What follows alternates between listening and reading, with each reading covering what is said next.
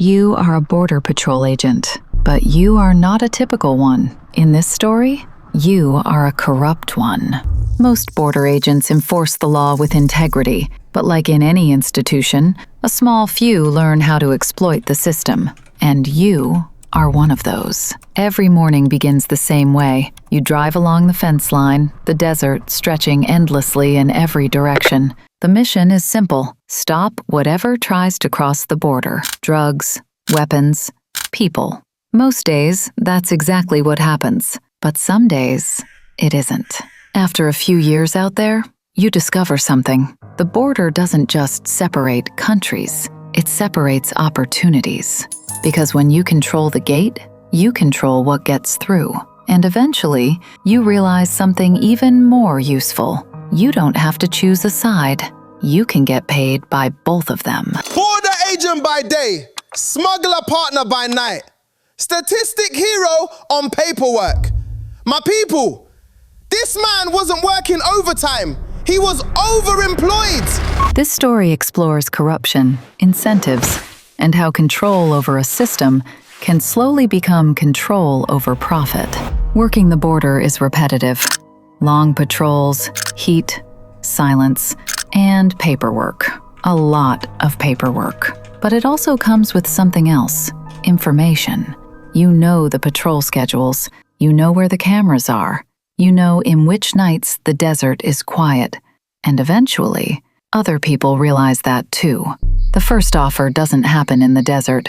It happens in a bar. One of those quiet roadside places where border agents, truck drivers, and locals pass the evening. That's where you meet Mary Marr. She's friendly, easy to talk to, and she seems genuinely interested in your life.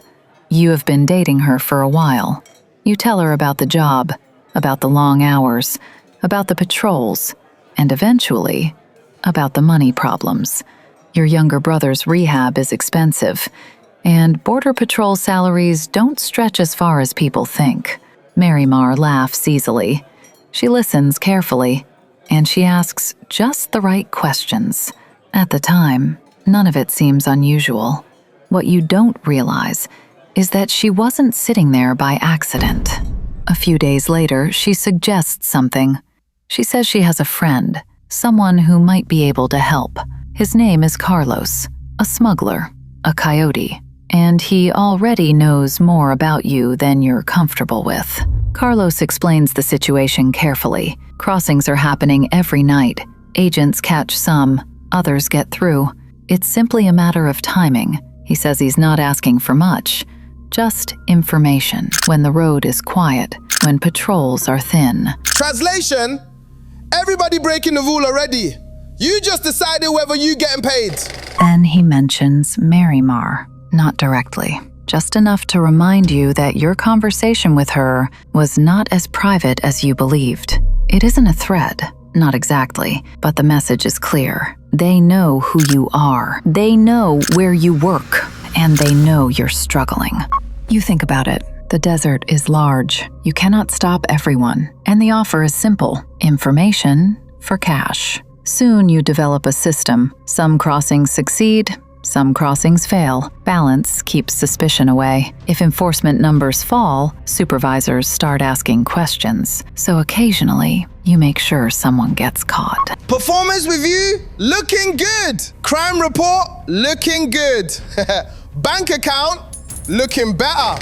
After the arrangement begins, Mary Marr slowly disappears from your life. Carlos says she moved away. The explanation sounds casual. You don't question it. You allow one coyote group through, then quietly report another. ICE makes arrests, and your credibility grows. To your supervisors, you are productive, reliable, and effective.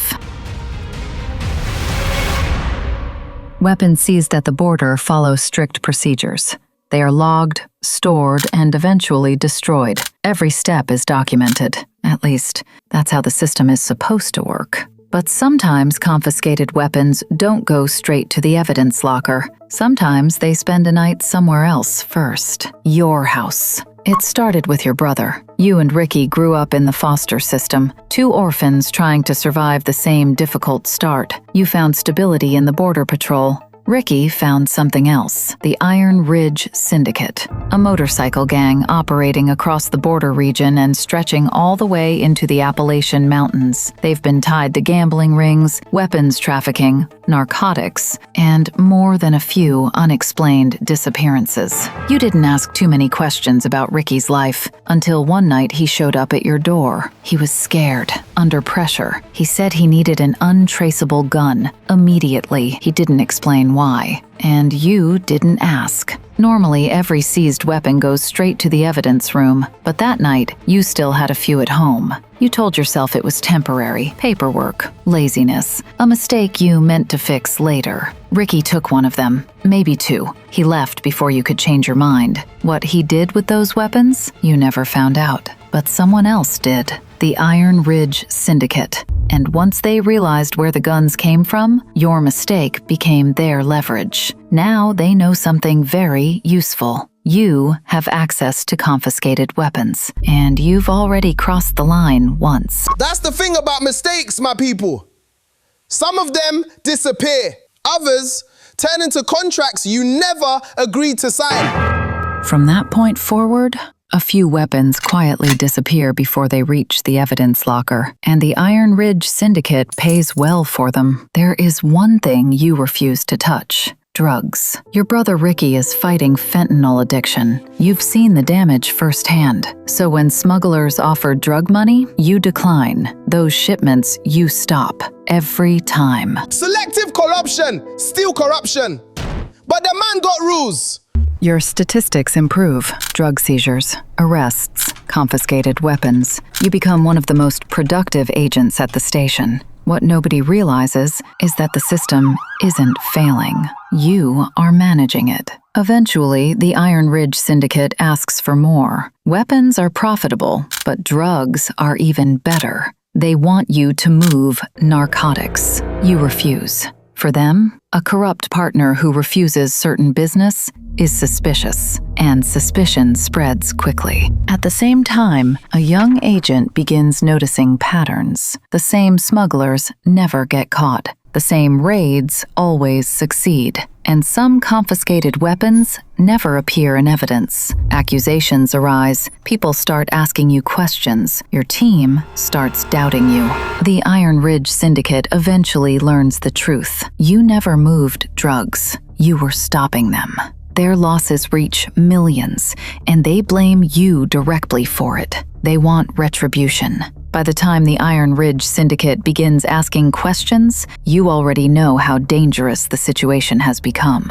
So you make a decision. You take most of the money you've earned and send your brother Ricky to a rehabilitation center in another state, far away from the border, far away from the syndicate. You tell him it's a fresh start, a chance to finally get clean. What you don't tell him is that you're trying to keep the Iron Ridge Syndicate from finding him. The rest of the money, you hide it yourself, buried deep in the desert, cash wrapped in plastic, somewhere only you know. But by then, the situation has already spiraled. The syndicate believes you've been withholding profits. They believe you've betrayed them, and men like that don't negotiate. For years, you controlled who crossed the border. Now you're asking someone else for the same favor. You find Carlos, the coyote who started everything. You offer him money. You beg him for one safe crossing, just one. Funny how life works sometimes. When you run in the gate, everybody asking you for favors. Now the gate closed, and suddenly, you the one knocking. And that's when you see her, Mary Mar, not in a bar, not sitting beside you, but driving one of the smuggler's trucks, working the route like she's done it 100 times before. In that moment, everything finally makes sense. Mary Mar was never interested in you. She wasn't a coincidence. She was recruitment. My people, that wasn't a relationship. That was a job interview. Before Carlos can answer your request, lights appear in the distance. Border Patrol. ICE. and migrants who recognize your face. For years, you decided who crossed the border, who got through, and who got caught. Tonight, you finally understand what it feels like to be on the other side. Man tried to run 4 jobs at once. Border agent, gun dealer, smuggler manager, and statistic superstar. Problem is, when you play both sides long enough, both sides eventually compare notes. Like, subscribe, and remember, when the gatekeeper gets greedy, the gate eventually closes.